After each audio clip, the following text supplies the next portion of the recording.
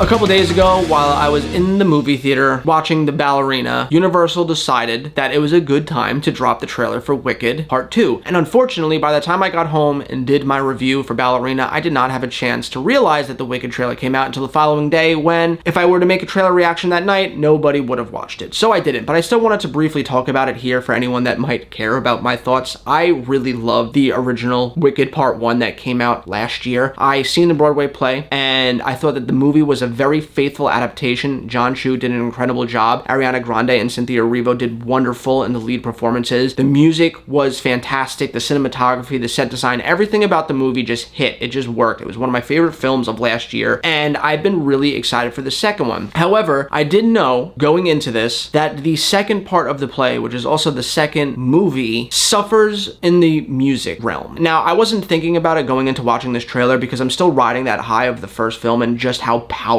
it was. But then in watching the second trailer, I slowly started to remember, oh yeah, that's right. This movie's music is not going to be anywhere near as good as the first part. Now, I'm not saying that the music in Wicked Part 2 is going to be terrible. I'm not saying that the music in the second half of the play is terrible. There's just no iconic songs the way that the first one did. Defying Gravity is arguably the peak of excellence in the Wicked saga, and they don't have a song like that in Part 2. And I know a lot of people are going to be watching this complaining that, oh, they have this song and that song, and say what you will, there's nothing as iconic as Gravity from the Part 1 of this saga. And I do think that that's going to deter the reactions coming out of this film, because I know a lot of people that went to this film and they loved it not so much for the story, but because of how lively the music is. And the music in the second one is definitely darker. It's more of a reflection of where Elphaba and Glinda are at in terms of how people view them in the world. And as much as I'm really excited for the movie itself, because I love where the story goes and where it takes our two leads here, I think that the fact that the music isn't going to be as bubbly and as memorable is going to hurt this movie overall. Now, I do think that this movie is going to make a boatload of money. The first one made like $700 million. And I think that the thing holding this movie back from making even more, again, is the music. But like I said, I am really excited to see the direction that the story goes, because this movie gets tied up, if it stays faithful to the play, in a really beautiful way that you're just not expecting if you've only ever seen The Wizard of Oz. They really defy what your expectations are for Elphaba and where you think she's going to go. And I'm also really curious what they're going to do with Dorothy and the rest of the clan, because they have to cast somebody here. She's in the play towards the end of the film, and I'm excited to see all the people that don't know what's coming, to see all their reactions, to see the formation of the iconic characters that we all know and love that I won't spoil here. There's going to be a lot of surprises for people that didn't see the play, and I think that's the fun of going to a movie like this, having seen the Broadway play, hearing the gasps and the awes and the